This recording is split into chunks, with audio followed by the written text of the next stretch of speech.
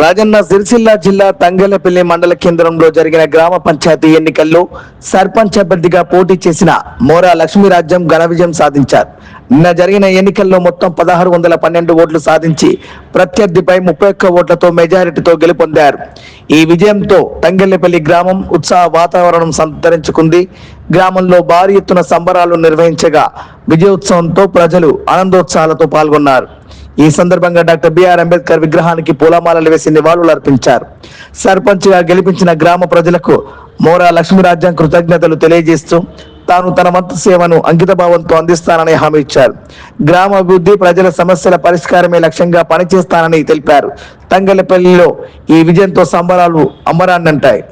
ఈ రోజు తంగెలపల్లి గ్రామ ప్రజలు నన్ను గ్రామ పంచాయతీ సర్పంచ్ గా ఎన్నుకున్నందుకు వారందరికీ పేరు పేరున ధన్యవాదాలు తెలుపుతూ, నేను ఈ గ్రామానికి తోడ్పడి చాలా వరకు అభివృద్ధి చేస్తానని హామీ ఇచ్చినాను. అదే విధంగా అభివృద్ధి చేస్తానని హామీ ఇస్తున్నాను.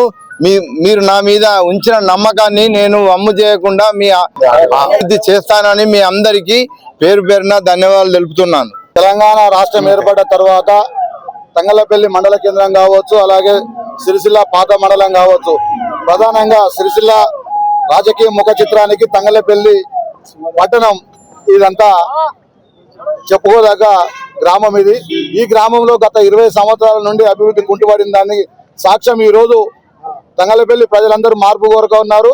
ఆ మార్పులో భాగంగానే కాంగ్రెస్ పార్టీకి, కాంగ్రెస్ ప్రజాపాలన రేవంత్ రెడ్డి గారి నాయకత్వంలో ఇక్కడ కాంగ్రెస్ పార్టీ నాయకులందరినీ మెప్పించే విధంగా మోరా లక్ష్మీరాజ్యం గారిని భారీ మేరతో దీవించి ఇక్కడ కాంగ్రెస్ పాలనలో అభివృద్ధి చేయాలని చెప్పి మరొకసారి ప్రజలందరూ ఆశీర్వదించడం జరిగింది. వాళ్ళందరికీ తంగెలపల్లి గ్రామ ప్రజలందరికీ కాంగ్రెస్ పార్టీ పక్షాన ప్రతి ఒక్కరికి పేరు పైన ధన్యవాదాలు తెలియజేస్తాం. జై కాంగ్రెస్, జై జై కాంగ్రెస్.